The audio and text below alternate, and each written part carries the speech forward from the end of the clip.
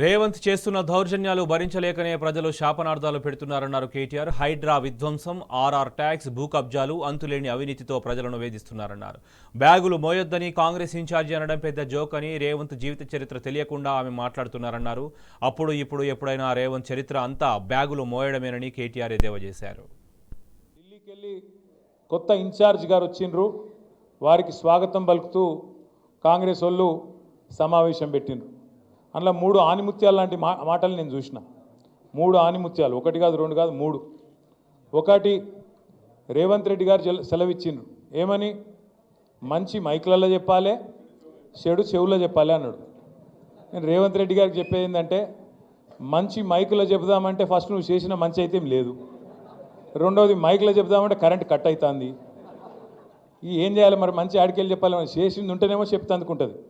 ఇక చెడు చెవుల్లో చెప్పుడు మొదలు పెడితే రేవంత్ రెడ్డి గారు, నువ్వు చేసిన చెడు హైడ్రా బాధితుల నుంచి మొదలు పెడితే, భూముల మీద నువ్వు చేస్తున్న దౌర్జన్యాల నుంచి మొదలు పెడితే, ఇవాళ ఆర్ఆర్ ట్యాక్స్ నుంచి మొదలు పెడితే, నీ అవినీతి వల్ల ఇవాళ కుప్పగూలిన శ్రీశైలం సొరంగం నుంచి మొదలు పెడితే, మొన్ననే కొట్టుకపోయిన పెద్దవాగు నుంచి మొదలు పెడితే, లెక్కలేదు మునిగిన వట్టెం పంప్ హౌస్ నుంచి మొదలు పెడితే, చెడు ఎప్పుడు స్టార్ట్ చేస్తే నీ చెవిలా రక్తం గారుతుంది, యాది పెట్టుకోని చెప్తున్నాను నేను.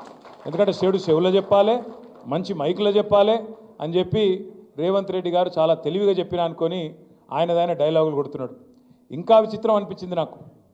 ఆమె పాపం ఢిల్లీ నుంచి ఒక పెద్ద మనిషి వచ్చింది, ఇన్ఛార్జ్ మీనాక్షి గారు.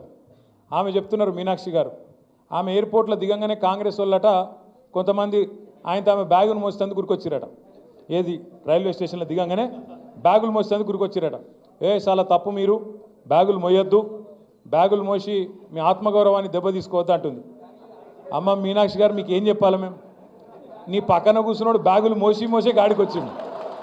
నీ పక్కన కూర్చున్నాడు బ్యాగులు మోసి అప్పుడు చంద్రబాబు బ్యాగులు మోసిండు, ఇప్పుడు ఢిల్లీకి బ్యాగులు మోస్తున్నాడు. ఇక గాయనని పక్కన కూర్చోబెట్టుకొని బ్యాగులు మోయొద్దు, ఆత్మగౌరవం దెబ్బతింటుందంటే ఏం చెప్పాలి ఆ మేడంకి? కాబట్టి మీనాక్షి గారు, వాస్తవాలు తెలుసుకోండి, వాస్తవ ప్రపంచంలోకి రండి అని కోరుతా ఉన్నా. ఆయన చేసిన మంచి అట చెప్పుకుంటే ఒడిసిపోదట. రేవంత్ రెడ్డి గారు చేసిన మంచి ఏం చెప్పాలి ఆయనకు?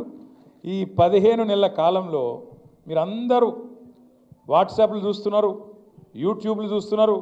ఇప్పుడు ఇక్కడ వచ్చిన ఆడబిడ్డలు ఒక 200 మంది ఉన్నారు. ఏ ఒక్కల దగ్గర నీకు గొట్టం తీసుకుపోయి వాళ్ళ ముఖం కూడా పెట్టుర్రు. ఇప్పుడు వాళ్ళు ఎట్లా మాట్లాడుతుర్రు అంటే, నేను అమ్మతోడు చెప్తున్న, తెలుగు భాషలో గిన్ని తిట్లుంటాయని నాకు తెలియదు.